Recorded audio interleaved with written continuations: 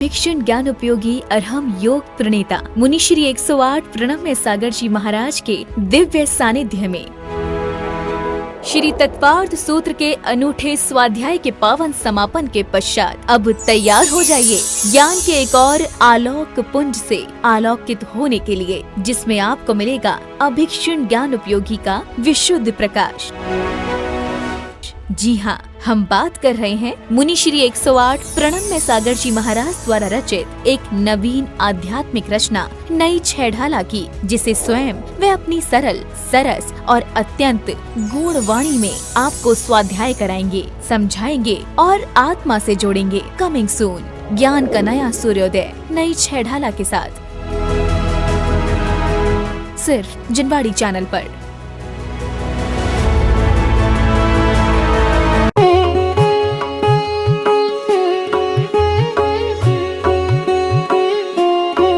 तीर्थेश्वरा विगत काल चतुर्थ केस्मिन् संदीक्षिता बहुल संख्यक भूमिनाथैः जानन्नपि त्वमगमो नहि खेद में को वाचयमो द्विदश वर्षमभिर्विरत्य। इस चतुर्थ काल में जितने पहले जो तीर्थेश हुए, कई कई राजाओं के संग दीक्षित हो तप त्याग किए। आप जानते थे यह भगवन, फिर भी आप न खेद किए। मौन धार कर एकाकी हो 12 वर्ष विहार किए। भगवान महावीर स्वामी के बारे में आप बहुत कुछ अवगत हैं। यहाँ पर भगवान की स्तुति करते हुए इस वर्धमान स्तोत्र में यह स्तुति पर टाइटल लिखा हुआ है, दीक्षा प्रदायी स्तुति। समझ आ रहा है? इस स्तुति के इस काव्य को पढ़ने से आपके अंदर दीक्षा के, वैराग्य के परिणाम आ सकते हैं। डर तो नहीं लग रहा? भगवान महावीर स्वामी की आराधना करते हो तो वैराग्य से और दीक्षा से कभी भी डरना नहीं चाहिए। जब हम भगवान महावीर स्वामी के बारे में यह जान लेते हैं कि भगवान ने जब दीक्षा ली तो उस समय पर उनके साथ कोई भी राजा दीक्षित नहीं हुआ। सभी तीर्थंकरों के साथ में ऐसा हुआ है कि जब उन्होंने दीक्षा ली तो उनके साथ में अन्य अनेक राजाओं ने दीक्षा ली, लेकिन भगवान महावीर स्वामी के साथ में कोई भी राजा ने दीक्षा नहीं ली। दीक्षा लेने के बाद में भगवान अकेले ही विहार किए। आप जानते हैं कि भगवान की उम्र 72 वर्ष की थी और उस 72 वर्ष की उम्र में उन्होंने 30 वर्ष की उम्र में गृह त्याग करके तप धारण किया था। 12 वर्ष तक उन्होंने जगह जगह पर विहार करते हुए मुनि भेष में, दिगंबर भेष में उन्होंने अपनी ध्यान साधना के माध्यम से अपनी आत्मा की आराधना की। केवल ज्ञान की प्राप्ति जब तक न हो जाए तब तक वह मौन रहकर ही विहार करते हैं। 12 वर्ष तक वो मौन रहे हैं। 42 वर्ष की उम्र में लगभग उन्हें केवल ज्ञान की प्राप्ति हुई है और फिर उस केवल ज्ञान की प्राप्ति होने के बाद में उनके दिव्य उपदेश हुए और उस दिव्य उपदेश के साथ भी उनका विहार होता है।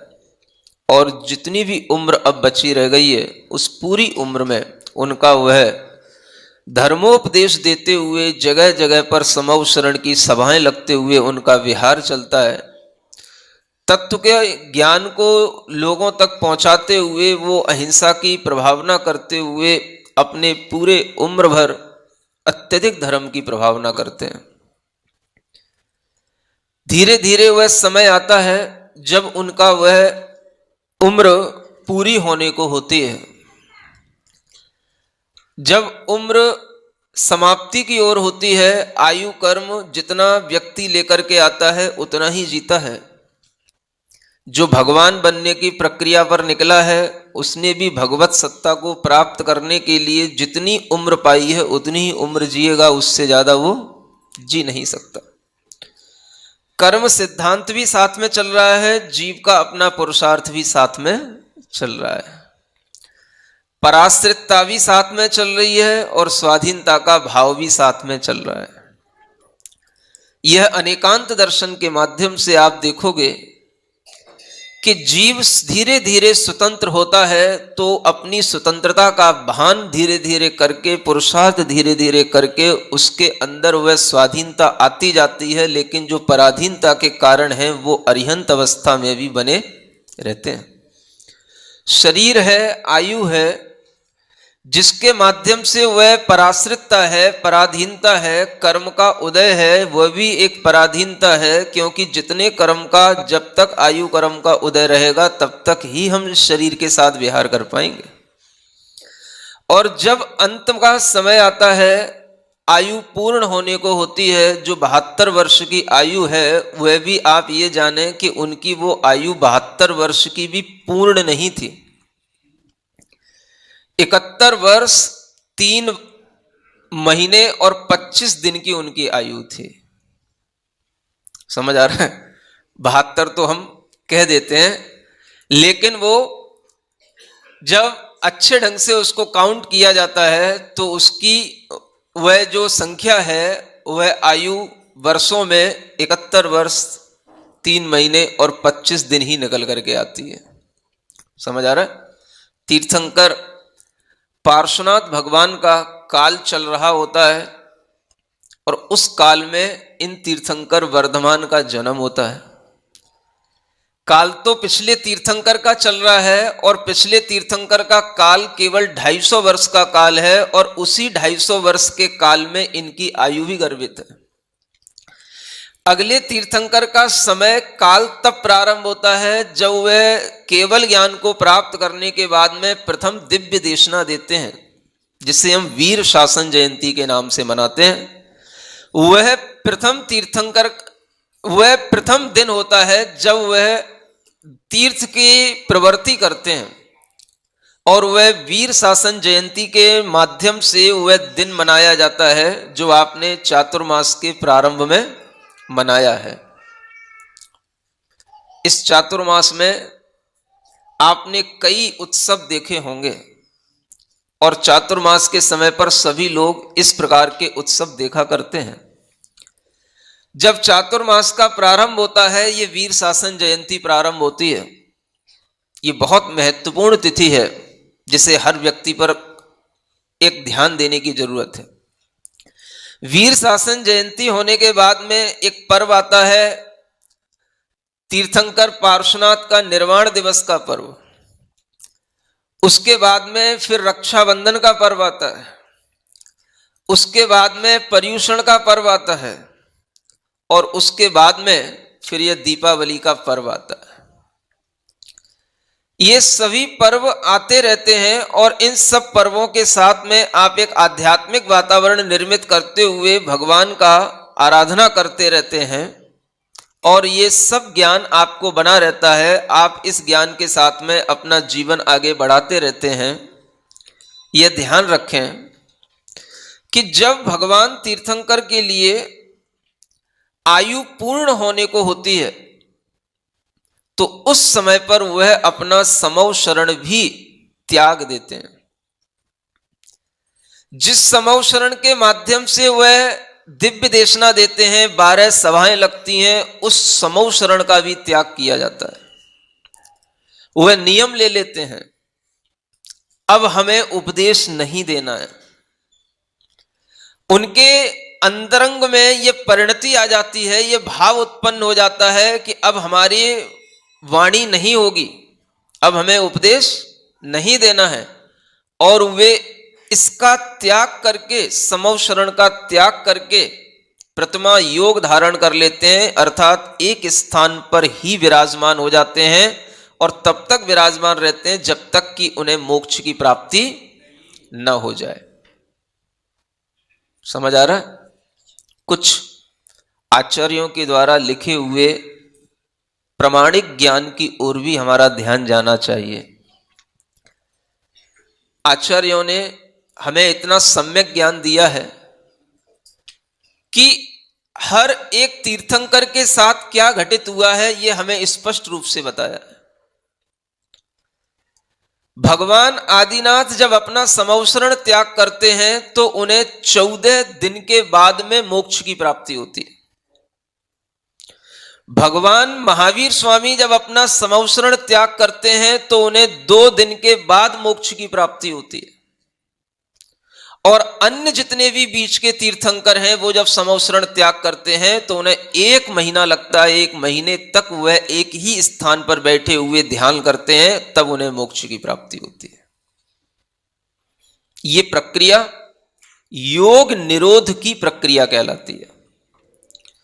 यानी जो मन वचन काय के 3 योग हैं, इन योगों को भी रोकना अब बाकी रह जाता है, क्योंकि केवल ज्ञान प्राप्त होने पर आत्मा तो अनंत ज्ञान अनंत सुख से संपन्न हो गया,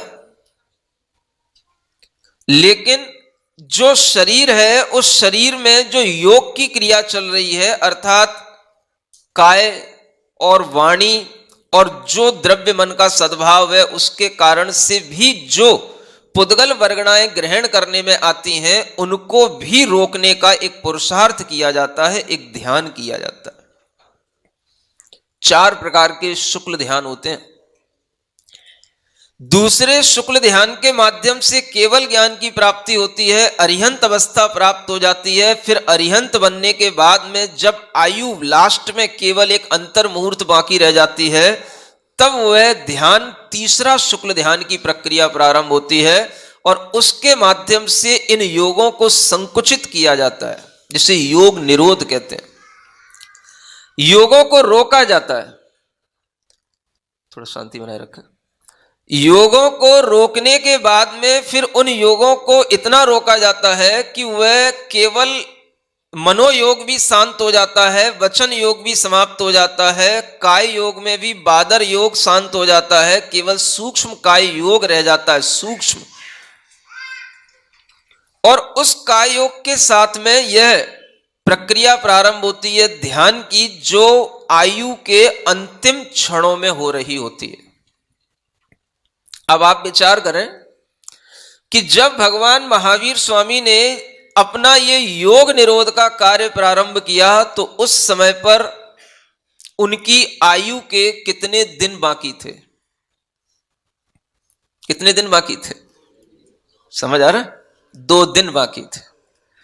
और वह जो उन्होंने प्रारंभ किया तो ये स्पष्ट है उनका निर्वाण हुआ 14 की, ये जो कार्तिक कृष्णा चतुर्दशी आने वाली है, उस कार्तिक कृष्णा चतुर्दशी की रात्रि के अंतिम समय पर, मतलब रात्रि का अभाव हो रहा है, रात्रि जा रही है और बस अगला दिन लगने वाला है, अमावस्या का दिन प्रारंभ हो रहा है। रात्रि का अवसान और दिन का प्रारंभ। रात्रि का जब अवसान होता है तब भी रात्रि जैसा ही वातावरण रहता है, दिन प्रारंभ नहीं हुआ है, सूर्य उदय तो बाद में होगा। उससे पहले जो प्रभाती होती है, उससे भी पहले, जिसे प्रत्यूष वेला कहा जाता है, उस प्रत्यूष वेला में प्रभाती के समय का भी प्रारंभ इस बिंदु जहां पर रात्रि का अंत हो रहा हो, उस समय पर भगवान को निर्वाण की प्राप्ति हुई। बच्चों जाओ, उस समय पर उन्हें निर्वाण की प्राप्ति हुई। तो अब आप अंदाज लगाएं कि उनके लिए एक 13 का दिन, एक 14 का दिन, समझ आ रहा है? ये 2 दिन उनके लिए मिले और 2 दिन तक वह बिल्कुल प्रतिमा योग धारण करके बिल्कुल अपने सभी प्रकार के मन वचन काय की क्रियाओं को रोक करके भगवान एक स्थान पर विराजमान हो गए। और वो स्थान कौन सा था? पावापुरी के पद्म सरोवर का मध्य का स्थान है वह। ये सब जानकारी हमें शास्त्रों में बिल्कुल स्पष्ट रूप से लिखी हुई मिलती है। तेरस का दिन जब उन्होंने समौ शरण को छोड़ दिया, जब उनके लिए समौ शरण का त्याग हो गया, समझो कितना बड़ा उन्होंने त्याग किया, जिस समौ शरण को एक बहुत बड़ा वैभव कहा जाता है। जो समौ शरण अपने आप में एक बहुत बड़ी लक्ष्मी का प्रतीक होता है, बहुत बड़े ऐश्वर्य का प्रतीक होता है, उस ऐश्वर्य का उन्होंने त्याग कर दिया। और उस त्याग के साथ में जब यह देखा गया कि भगवान ने इतना बड़ा समौ शरण छोड़ दिया, तो लोगों ने उस दिन को धन्य कहा कि ये भगवान अब मोक्ष जाने वाले हैं, इसलिए इन्होंने अब अपने लिए बोलना भी बंद कर दिया है। तो वह त्रयोदशी का दिन, तेरस का दिन धन्य धन्य के रूप में प्रचलित हो गया कि धन्य तेरस जो आज भगवान ने इतना बड़ा अपने अंदर संकल्प ले लिया। वह धन्य तेरस थी जो धन्य तेरस धीरे धीरे धनतेरस में बदल गई। धीरे धीरे तो बहुत कुछ बदल जाता है, आदमी के भाव बदल जाते हैं, माहौल बदल जाता है, विचार बदल जाते हैं, क्रियाएं बदल जाती हैं, शब्द भी बदल जाते हैं। वो धीरे धीरे धन्य तेरस से धनतेरस हो गया। जब ये धनतेरस हुई, उसके बाद में चतुर्दशी आई। उस चतुर्दशी को जब भगवान को निर्वाण की प्राप्ति हुई, तो शास्त्रों में उल्लेख है कि इस चतुर्दशी की ख्याति, इस चतुर्दशी की मान्यता निर्वाण चतुर्दशी के रूप में मनाई जाती थी। ये निर्वाण चतुर्दशी के रूप में ख्यात हुई लोक में, शास्त्रों में लिखा है। ये वो निर्वाण चतुर्दशी, जब चतुर्दशी का वह रात्रि का अंतिम भाग, भगवान को निर्वाण की प्राप्ति हुई, मोक्ष की प्राप्ति हुई, और उस समय पर ही भगवान के निर्वाण हो जाने के बाद में देव लोगों के द्वारा उस निर्वाण कल्याणक के अवसर पर देव लोगों के द्वारा पूजा की जाती है। वह निर्वाण कल्याणक मनाया जाता है। और देव लोगों ने उस समय पर यह इस तरीके से अद्भुत पूजा की कि चूंकि वह रात्रि का समय था, अमावस का प्रारंभ हो रहा है, चतुर्दशी का अवसान हुआ है, कृष्ण पक्ष चल रहा है, रात्रि घनघोर रहती है। आप विचार करें, देवों ने उस समय पर, उस रात्रि के समय पर ही इतनी प्रकाश किया, इतना प्रकाश किया कि लोगों ने कहा कि भाई ये इतने प्रकाश की आवश्यकता क्या पड़ गई। तो देवों ने कहा भगवान इस अंधकार की रात्रि में गए हैं, लेकिन हमें प्रकाश दे करके गए हैं, इसलिए हमें प्रकाश का उत्सव मनाना है। अब ये तीर्थंकर भगवान का बताया हुआ रास्ता, उनका बताया हुआ ज्ञान, ये अहिंसा का मार्ग, ये सारा का सारा अब इस प्रकाश के माध्यम से ही सूचित होगा कि अभी भी हम अंधकार में नहीं है।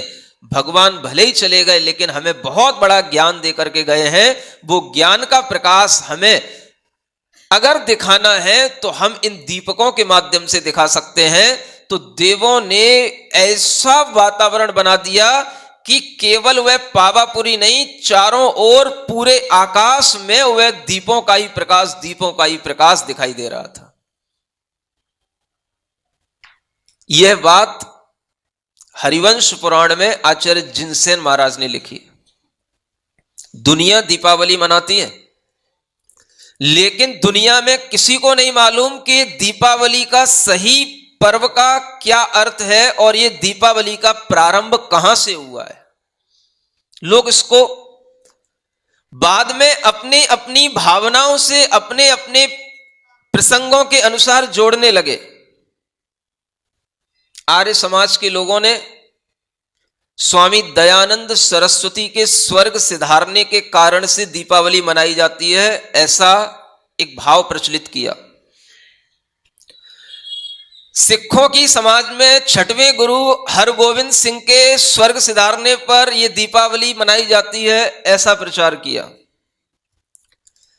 हिंदू समाज में रामचंद्र जी अयोध्या आए या उनका राज्य तिलक हुआ, इस कारण से यह दीपावली मनाई जाती है, ऐसा प्रचार किया। कई जगहों पर लिखा है कि विष्णु जी ने 13, 14, 15 और एकम इन 4 दिनों के लिए प्रसन्न होकर के ये सब लोगों से कहा कि राजा बलि की दानवीरता से हम प्रसन्न हुए हैं, इसलिए इन 4 दिनों में उत्सव करो। एक जगह लिखा है कि यमराज ने कह दिया कि इन 4 दिनों में जो उत्सव करेगा उसके लिए कभी अकाल मृत्यु नहीं होगी। ये सब वो रेफरेंस बता रहा हूं जो शास्त्रों में जगह जगह पर बिखरे पड़े हैं, चाहे वो जैन हो चाहे अजैन हो। अब इन रेफरेंसों के तहत हम आपको कुछ बताना चाह रहे हैं। ये जितने भी रेफरेंस हैं, अगर आप देखें दयानंद सरस्वती या हरगोविंद सिंह, ये तो सब बहुत बाद के रेफरेंस हो गए, क्योंकि अगर उनके कारण से भी दीपावली मनाई जाती है तो ये तो बहुत बाद की बात हो गई। दीपावली की प्रथा तो भगवान महावीर स्वामी के निर्वाण से जुड़ी हुई है, ये सबसे प्राचीन रेफरेंस है। जैन अजैन भारत और भारत के बाहर के विद्वानों ने खोजे किए हैं। एक इंसाइक्लोपीडिया बना हुआ है, encyclopedia of religion and ethics, internet पर ढूंढना। 1912 का एक आर्टिकल है स्टीवेंसन का, जिसमें इस दीपावली के पर्व की ऐतिहासिकता की खोज की गई है। और उस ऐतिहासिकता के वर्णन में यह पाया गया कि जितने भी रेफरेंस मिलते हैं, कहीं पर भी यह स्पष्ट नहीं होता है कि यह दीपावली इस कारण से मनाई जाती है। जैनों के अलावा अन्यत्र जितने भी शास्त्र हैं उनमें अगर कहीं पर कोई प्रामाणिक रेफरेंस मिलता है और जो सबसे प्राचीन हो तो वह केवल जैनों के साहित्य में मिलता है। श्वेतांबर संप्रदाय में कल्प सूत्र हैं, उनमें दीपावली का स्पष्ट उल्लेख मिलता है। और दिगंबर संप्रदाय में 7वीं शताब्दी के आचार्य जिनसेन हरिवंश पुराण में दीपावली शब्द के साथ भगवान के निर्वाण कल्याणक का वर्णन करते हुए कि उन्होंने ये श्लोक ही लिख दिया, ततस्तु लोके प्रतिवर्ष मादरात प्रसिद्ध दीपावलिया तु भारते। प्रतिवर्ष भगवान के निर्वाण कल्याणक के उपलक्ष्य में आदर के साथ में यह दीपावली मनाई जाती है। यह श्लोक में लिखा हुआ है हरिवंश पुराण में। अगर हम प्राचीनता की अपेक्षा से देखें, शास्त्रों के प्रमाणिकता की अपेक्षा से देखें, तो आपको केवल जैन शास्त्रों में ही दीपावली के वर्णन का स्पष्ट उल्लेख मिलेगा। हिंदू समाज में कहा जाता है कि भगवान राम के अयोध्या आने पर या उनके राज्य तिलक पर यह दीपावली मनाई जाती है, लेकिन किसी भी पुराण में यह स्पष्ट उल्लेख नहीं है। हिंदुओं के भी यहां किसी पुराण में कोई स्पष्ट उल्लेख नहीं है। अब आप इससे किस नतीजे पर पहुंच रहे हैं और विद्वान लोग किस नतीजे पर पहुंचे, वो मैं आपको बता रहा हूं। अगर दयानंद सरस्वती और कोई भी की बात है जिनका काल बहुत बाद का है, तो वो तो बहुत बाद की बात हो गई, लेकिन दीपावली तो उससे पहले ही प्रचलित थी। लोगों ने, इसका मतलब है फिर अपने अपने संप्रदाय के अनुसार दीपावली को अपने अपने गुरुओं और अपने अपने आराधकों के अनुसार उसको जोड़ लिया। दीपावली का संबंध किस विषय में अगर हमें प्राचीनता के साथ में मिलता है, तो इस विषय में केवल हमें जैन शास्त्रों में ही उपलब्ध होता है। और यह जैन शास्त्रों में लिखा हुआ स्पष्ट उल्लेख है कि 13 के दिन भगवान ने जब ये समौ शरण का त्याग किया, चतुर्दशी की अंतिम रात्रि में वह निर्वाण को प्राप्त हो गए, तो वहां पर दीपावली का प्रचलन हुआ, दीपावली मनाई गई। माने दीपावली का संबंध भगवान के निर्वाण से है, और जब भगवान के निर्वाण से है तो जिस समय पर निर्वाण कल्याणक मनाया गया, आपको दीपावली उसी समय पर मनानी चाहिए। जैन लोग अनेक अजैन समुदाय के साथ में रहते हैं, इसलिए वो धीरे धीरे अपनी सत्यता, अपनी प्रामाणिकता, अपने ज्ञान को भूलते चले जाते हैं, और वो धीरे धीरे जो कुछ भी प्रचलित होने लग जाता है उस प्रचलन के अनुसार अपनी मान्यता ढालते चले जाते हैं। धीरे धीरे ये सब चीजें प्रचलित होने लगी। जिस समय पर भगवान का निर्वाण कल्याणक हुआ, आप देखें उस समय पर सब एक थे। जिस वैशाली गणतंत्र में जहां पर भगवान का मोक्ष हुआ था वो गणतंत्र कहलाता था, वहां के पर प्रजातंत्र चलता था, राजाओं का राज्य नहीं था उस। वह वैशाली गणतंत्र एक ऐसा गणतंत्र था जहां के राजा लोग आपस में उस गणतंत्र को बना करके रखते थे, और उन राजाओं के अंदर भी वह गणतंत्र एक प्रजा की व्यवस्था के रूप में उपस्थित था। उस समय के राजा लिच्छवी राजा, मल्ल राजा कहलाते थे, और वो सारे के सारे राजा उस समय पर उपस्थित थे, और उन सब राजाओं ने एक साथ पूरे लोक में इस तरीके से दीपावली मनाने का ये आयोजन किया कि भगवान के निर्वाण कल्याणक पर अगर देव लोग दीपोत्सव कर सकते हैं तो क्या हम मनुष्य नहीं कर सकते। तो सब राजा लोगों ने मिलकर के पूरी प्रजा के साथ में दीपोत्सव की प्रक्रिया प्रारंभ की। समझ आ रहा है? ये दीपोत्सव कब होना चाहिए, स्पष्ट सुनो। इसका संबंध अगर भगवान महावीर स्वामी के निर्वाण कल्याणक से है तो आपको ये दीपोत्सव निर्वाण कल्याणक के समय पर ही करना चाहिए। लेकिन आप कब करते हो, क्यों करते हो, वो भी अभी बताऊंगा धीरे धीरे। हमारा ये कहना है, अभी तक जितने भी आपके अंदर ज्ञान चले आ रहे हैं, हमने भी कभी इस तरीके के खोजपूर्ण तथ्यों को कभी पहले संजोया नहीं, जो पहली बार हमने यहां पर संजोया और आपको मैं बता रहा हूं। मुझे यह समझ में आया कि आपको यह मान्यता अपने अंदर बिठानी चाहिए कि दीपावली अगर हम निर्वाण कल्याणक के लिए मना रहे हैं तो वह निर्वाण कल्याणक जिस समय पर होता है हमें दीपावली उसी समय पर मनानी है। पहली बात यह मुख्य है, इस बात को भुलाना नहीं है। अगर हम गलत हो रहे हैं तो हमें अपने आप को सुधारना है। आचार्य जिनसेन महाराज ने लिखा है कि उस समय पर पूरा लोक दीपावली मनाने लगा और प्रतिवर्ष मनाने लगा। जिनेन्द्र निर्वाण विभूति भक्ति भाक, ऐसा लिखा उन्होंने। माने जिनेन्द्र भगवान की निर्वाण की वैभव के भक्ति के वशीभूत होकर के यह लोक दीपावली मनाता है। और यह सब विद्वानों ने स्वीकार किया है कि जितना स्पष्ट उल्लेख जैन शास्त्र में दीपावली का ऐतिहासिक रूप में उपलब्ध होता है और वह सही परंपरा के रूप में उपलब्ध होता है, उतना स्पष्ट उल्लेख हमें किसी भी जैनों के अलावा अन्य शास्त्रों में उपलब्ध नहीं हुआ।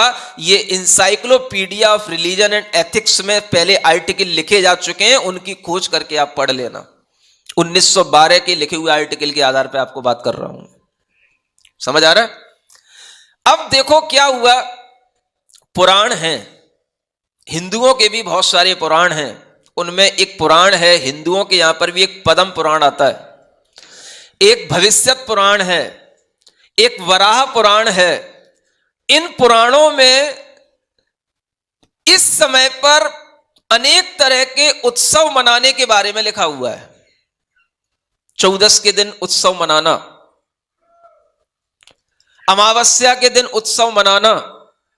लेकिन एक बहुत अच्छी बात लिखी हुई है कि ये जो अमावस्या के बाद में एकम आती है, प्रतिपदा, जिसको हम क्या बोलेंगे, कार्तिक शुक्ला का पहला दिन, जिसे हम प्रतिपदा कहते हैं। लिखा है कि इस प्रतिपदा पर भी आपको उत्सव मनाना चाहिए।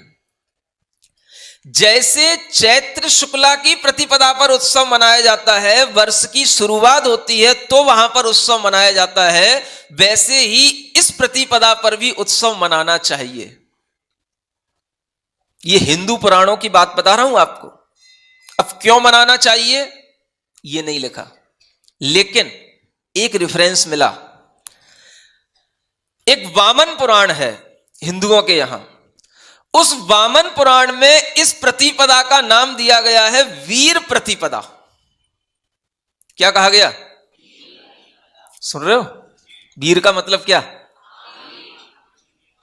वीर भगवान की यह प्रतिपदा है। वीर भगवान की प्रतिपदा कैसे हो गई? भगवान का निर्वाण हुआ, एक दिन बाद ही अगले ही दिन से हुए निर्वाण का वर्ष शुरू हो गया।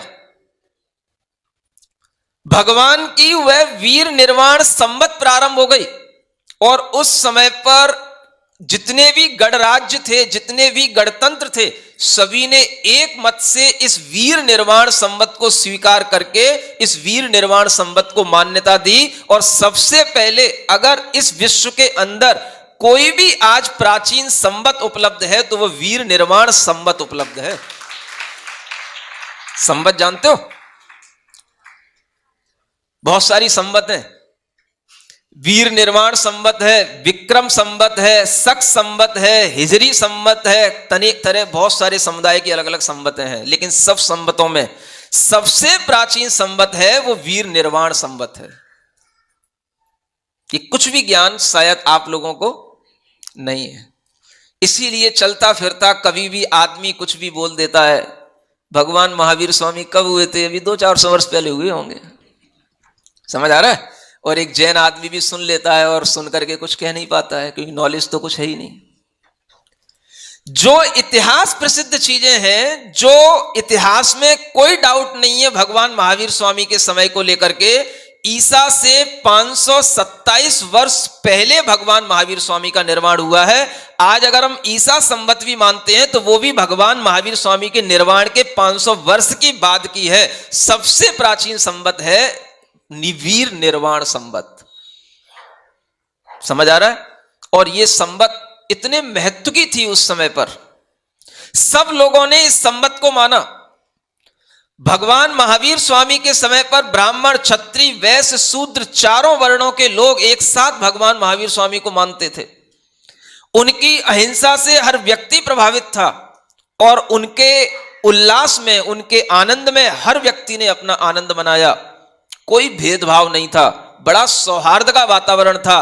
और ये वो दिन थे जब ये 4 दिनों का ये पर्व मनाया जाता था।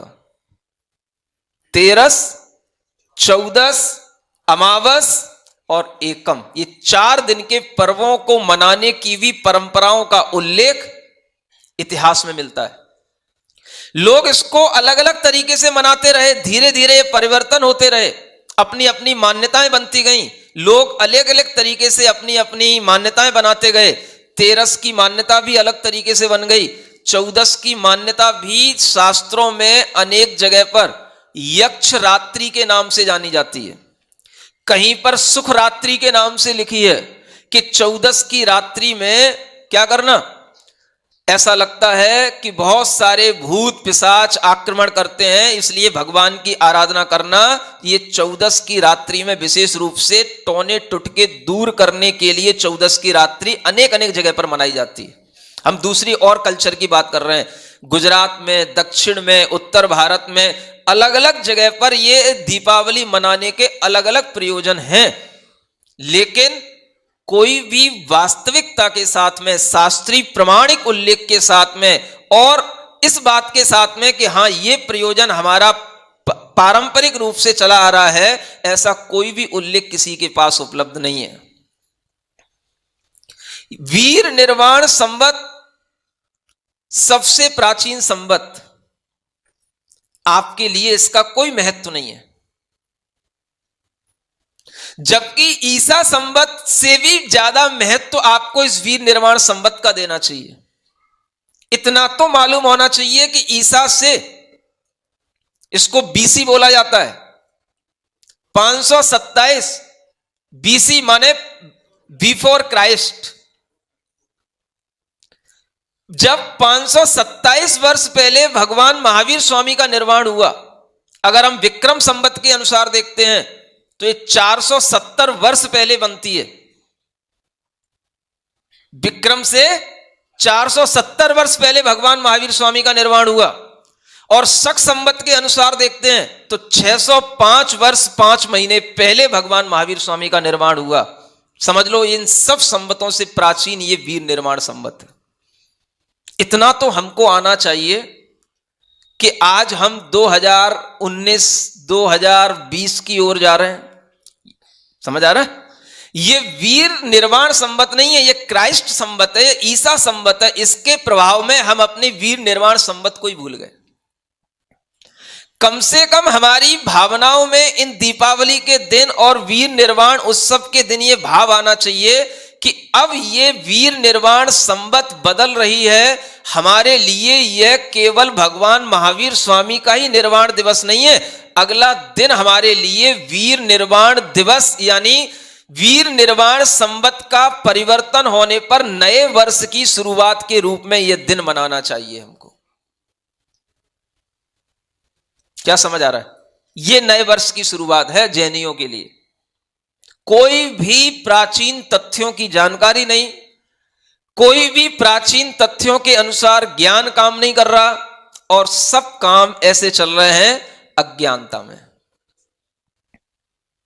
वीर निर्वाण संवत का महत्व भूल गए, वीर शासन जयंती का महत्व भूल गए, जबकि ये सबसे महत्वपूर्ण तिथियां हैं। मैं कहता हूं कि आपको वीर शासन जयंती भी मनाना चाहिए अच्छे ढंग से।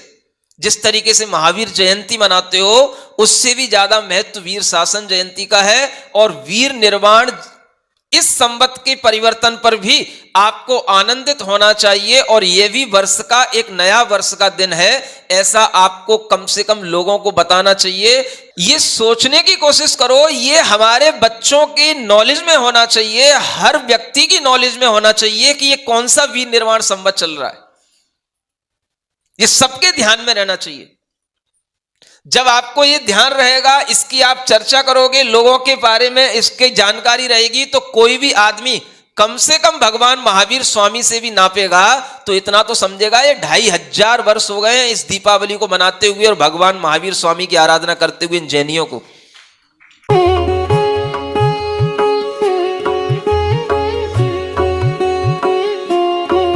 परम पूज्य अभिक्षण ज्ञान उपयोगी अरहम योग प्रणेता मुनि श्री 108 प्रणम्य सागर जी महाराज के दिव्य सानिध्य में श्री तत्वार्थ सूत्र के अनूठे स्वाध्याय के पावन समापन के पश्चात अब तैयार हो जाइए ज्ञान के एक और आलोक पुंज से आलोकित होने के लिए, जिसमें आपको मिलेगा अभिक्षण ज्ञान उपयोगी का विशुद्ध प्रकाश। जी हाँ, हम बात कर रहे हैं मुनि श्री 108 प्रणम्य सागर जी महाराज द्वारा रचित एक नवीन आध्यात्मिक रचना नई छेढ़ाला की, जिसे स्वयं वे अपनी सरल, सरस और अत्यंत गूढ़ वाणी में आपको स्वाध्याय कराएंगे, समझाएंगे और आत्मा से जोड़ेंगे। कमिंग सून, ज्ञान का नया सूर्योदय नई छेढ़ाला के साथ, सिर्फ जिनवाड़ी चैनल पर।